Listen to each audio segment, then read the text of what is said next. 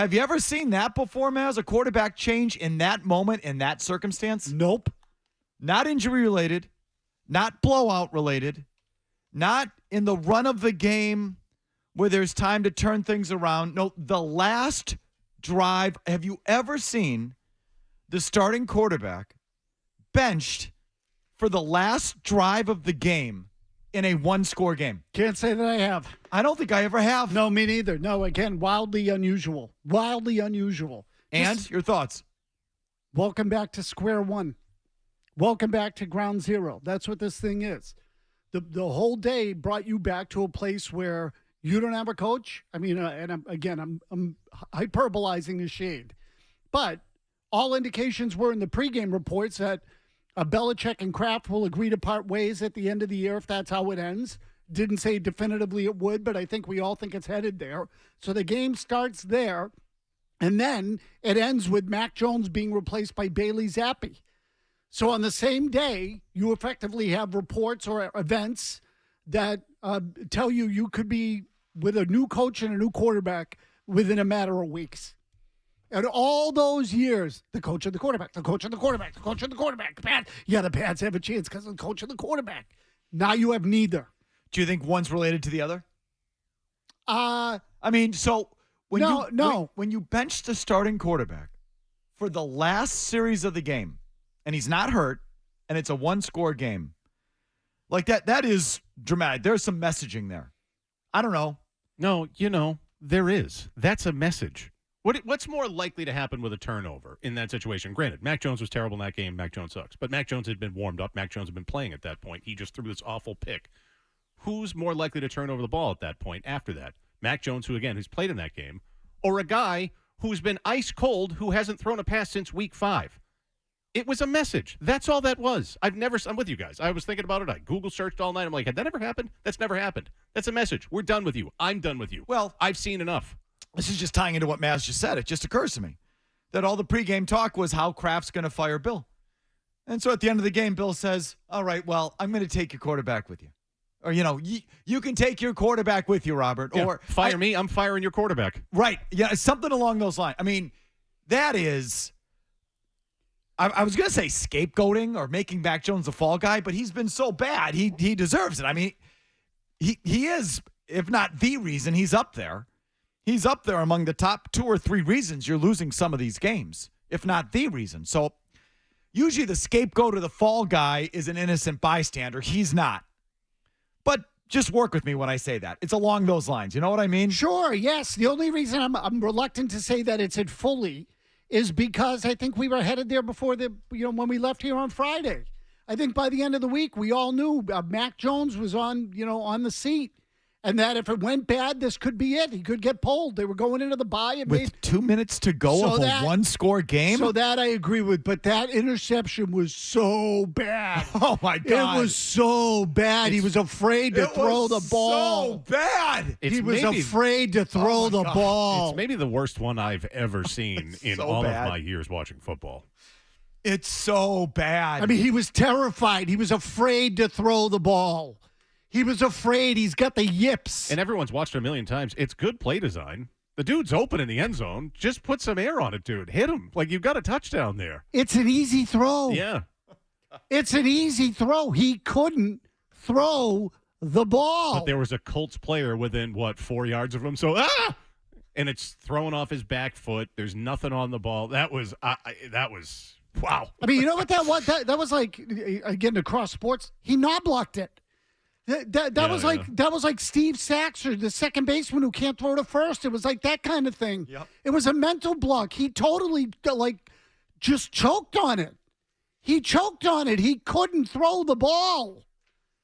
Terrifying. So we need to talk about this most of the day. 617-779-0985.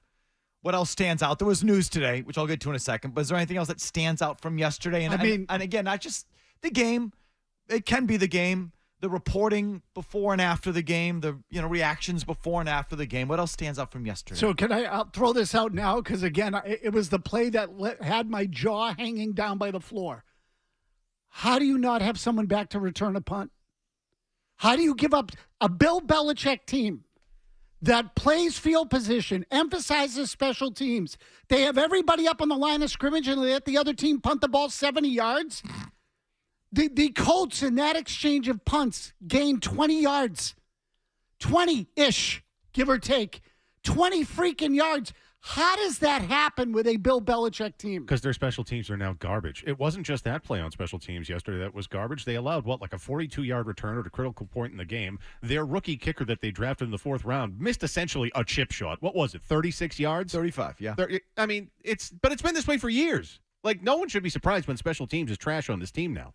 It's gone completely by the wayside, despite the fact he keeps pouring money into it. So when they tried to do that and pull that off, that block punt, was Chris Board out there? Chris Board. How much money was spent on Chris Board? Chris Board, one of their big free agent signings. What did he do yesterday? Nothing, because you never hear his name, because it's a useless signing. They pour money into it, and it all is garbage. I mean, it's unbelievable to me when that happened. It was just so, it was so them. But in the same breath, you're looking at it going, what? Like, what was that? What was that? Someone had, and I'm not sure. I mean, either Bill's clearly covering up for something after the game when he says, well, it's not exactly, we had a couple of options on that play. Yeah, he implied like he didn't want that to happen. But if that's the case, then bang the timeout then. I mean, I saw that one and I went, holy crap. Wow. That to me, that and the interception were the two plays that will stick with me. Those two. What a freaking clown show. I'll give you mine. It's gotten so bad that the owner's now a meme. Like when Mac Jones threw the back corner of the end zone, which should have been another interception, but was dropped by the defensive back of the Colts, the camera flashes to Robert Kraft, who's standing up in his big puffy coat, and he just goes, And now that lives on the internet forever. Anything that's going to be bad with the Patriots going forward, Robert Kraft is now a meme going, It's over. It sucks. It's all broken. That's how bad it is. Murray's right. And ditto for Bill when he puts his hands in his face. I mean, his face in his hands. Right at the end of the game. And that was literally like him saying, I can't believe how bad we are. Which is exactly what everyone was going, you've got to be kidding me. You've got to be kidding. They faked the spike, and then Zappe throws an interception. To triple Mac coverage. Jones got pulled for a guy who finished with a 13 quarterback rating yesterday. On the last drive of the game, one-score game. Never seen it before. Then we have the news today that I referenced. Jack Jones is released. This is embarrassing. The whole Jack Jones, J.C. Jackson, that thing is just embarrassing. Careful with your words over there, Felger. Counselor Scarpicchio. It's just they're insistent and just the cutting of corners. How it's just come back to them so badly on the coaching staff, on the football staff, on the roster, the cutting of corners, the cheaping out on football players just is coming back and coming home to roost so badly and so embarrassingly. Jack Jones is even here. The only reason he's a 4th-round pick is because the guy's an epic putz. So he's available in the 4th round. You take him because he's value. And even though he mouths off to you and you have to suspend him at the end of last year, you keep him because he's cheap. And then he rolls through Logan with guns, but you keep him because he's cheap. And then he comes back and he's blowing through team meetings or skipping the team hotel, whatever that was last week, and you keep him because he's free or he's cheap, but he's got a cheap rookie contract. And now what happened? He went to Germany, right, and he played. So what did he do on the plane home? What did he do? But something had to have happened there. Well, the night before, he was tweeting about how he's got too much time in his hands. He can't fall asleep. You could tell. In Germany? Yeah, you could tell he wasn't happy about being in Germany. Hey. So now you have to cut. So you bring this guy with you all the way over there just to cut him on the way back on the plane back? I mean, that's basically what happened, right? Yeah, maybe they knew he didn't want to go, and that's why they took him. In other words, to punish him. And the whole thing is just, a guy like that being on your team, a guy like J.C. Jackson being on your team should be beneath you. I know it's probably not.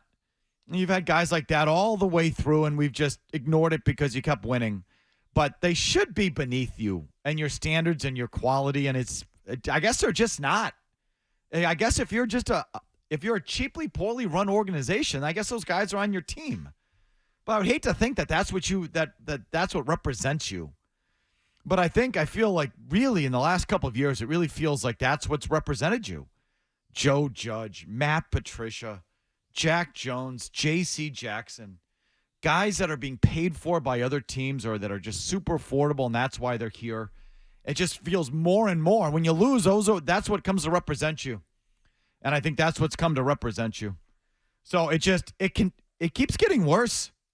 I mean, should I be surprised by now? I've been saying the whole time, I've stunned that they suck this bad. I never thought they'd get this bad. And it keeps getting worse. Should I be surprised that it's getting worse? No. I don't know. I mean, even I'm a little surprised. No, Like, I'll tell you why. Because I'm sorry, Murray, but once it starts to, the thing snowballs. It snowballs. It gets worse. It happens in a lot of places like this. And I know that we didn't think it would happen here, but once it unravels, it falls apart at the joints, at the foundation, everywhere. It unravels and just disintegrates. But this is getting ghoulish. Like people say, can it get worse? Yeah, it could. I mean, again, what if Jackie Jr. outduels you in a couple of weeks when you're back against the Giants? That team might be worse than you. Are they? Like, what if they go and get embarrassed by the Giants? Like, it can continue to get worse. More cuts, more bitching back and forth. We have, 7 left of these? Jackie Jr.? Yeah, the joke I made about the quarterback from the Giants. You got to refresh my memory. From The Sopranos, because he's... Who's the quarterback for the Giants? Tommy DeVito, who lives with his mom still. She makes me chicken cutlets. Come on, you want me to play quarterback, huh? Just got to reset the joke. It's a Monday. Another rough one. Say it's a time to eat. Another rough one.